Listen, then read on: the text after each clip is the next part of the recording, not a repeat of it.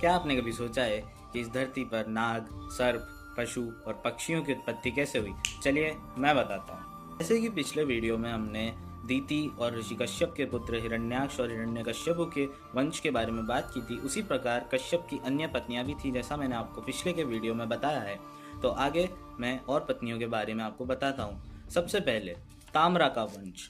ताम्रा की पुत्री हुए थे पशु और पक्षियां। यह 6 कुल पुत्रियां थीं। सबसे पहली शुकी, इससे तोते और उल्लू पैदा हुए। दूसरी शेनी, इससे बाज उत्पन्न हुए। तीसरी भासी, इससे चकवा पक्षी उत्पन्न हुए।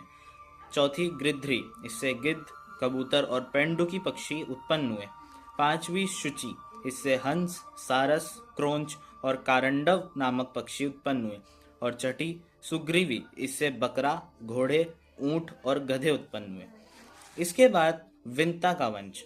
विंता के गर्भ से गरुण और अरुण पैदा हुए। इसके अलावा सौदामिनी नामक कन्या भी उत्पन्न हुई, जिसकी वजह से आकाश की बिजली बनती है। उसके बाद अरुण का वंश। अरुण के 2 पुत्र हुए, संपाति और जटायु।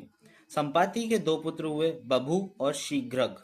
जटायु के 5 पुत्र हुए, कर्णिकर, शतगामी, सारस, रज्जुबाल और भेरुंड।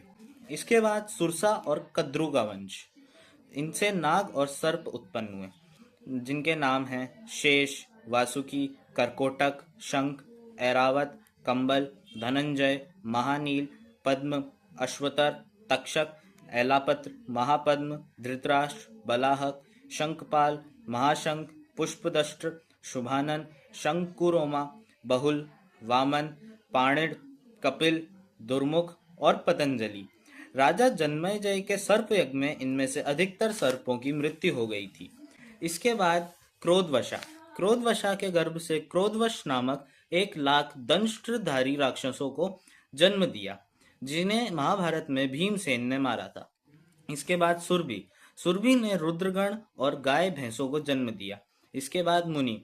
मुनि माता ने स्वर्ग के मुनि समुदाय और अप्सराओं को जन्म दिया। इसके बाद अरिष्टा देवी। इनने किन्नर और गंधर्व समाज को उत्पन्न किया। इसके बाद ईड़ा।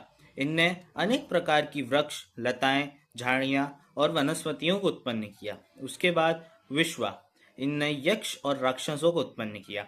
इसके बाद दिति। महर्षि कश्यप से दीति ने एक तो हिरण्यकश्यप और हिरण्यकश्यपु को जन्म दिया था। इसके अलावा उन्होंने 49 मरुतों को भी जन्म दिया था, जो देवताओं को बहुत प्रिय थे। राधे राधे।